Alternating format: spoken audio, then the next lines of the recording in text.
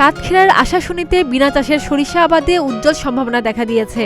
লবণাক্ততা ও জলাবদ্ধতা মোকাবেলা করে অনেক কৃষকই এগিয়ে এসেছেন তাদের পতিত জমিতে বিনা চাষের সরিষা আবাদে। পাশাপাশি মৌ বক্স বসিয়ে বাড়তি আয় করা হচ্ছে। সরেজমিনে আশাশুনি উপজেলার বড়দল ইউনিয়নের নরাদাবাদ গ্রামে গিয়ে দেখা গেছে বিলে এখনো রয়েছে আমন ধান কাটার পর থেকে যাওয়া গোছগুলো।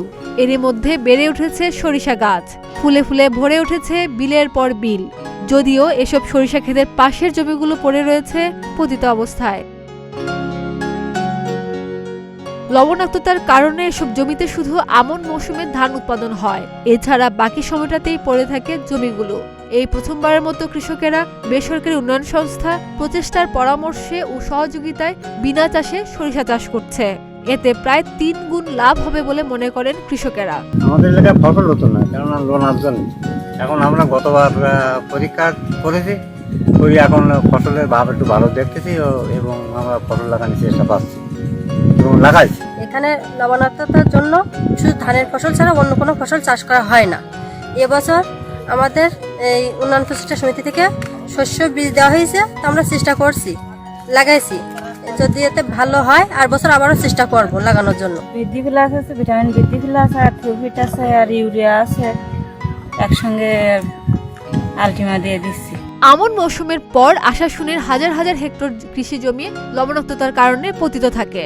এসব জমি চাষাবাদের আওতায় আনার জন্য প্রচেষ্টা MRPT প্রকল্পের মাধ্যমে 200 জন চাষিকে বীজ ও সারসহ অন্যান্য উপকরণ সহায়তা দিয়ে উদ্বুদ্ধ করার চেষ্টা করে। 200 জনের অধিককে এই সরিষা চাষের প্রদর্শনী দেওয়া হয়েছে।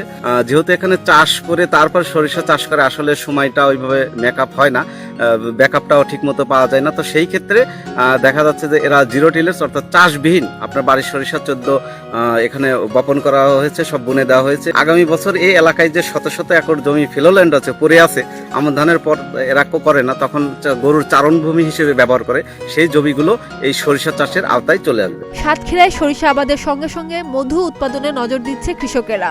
এতে সরিষার 15 থেকে 20 ভাগ ফলন বেড়ে যাবে এবং একই সঙ্গে 2 ধরনের ফসল পাওয়া যাবে বলে মনে করেন সাতক্ষীরা খামারবাড়ি উপপরিচালক কৃষিবিদ মোহাম্মদ সাইফুল ইসলাম। এ পর্যন্ত সরিষার যে অবস্থা অত্যন্ত চমৎকার। কৃষকগণ একই সাথে মধু উৎপাদনের কাজ শুরু করে দিয়েছে। একই সাথে দ্বৈত ফসল নেওয়া যায়, এতে বেকার যুবকদের কর্মসংস্থান হচ্ছে। এই সরিষা মাত্র 3 মাসের ফসল। আমরা বোরো এবং আমনের মাঝে এটাকে আরো সম্প্রসারিত করার জন্য প্রচেষ্টা চালিয়ে যাচ্ছি। খাদিজা নিপা, প্রতিদিনের বাংলাদেশ।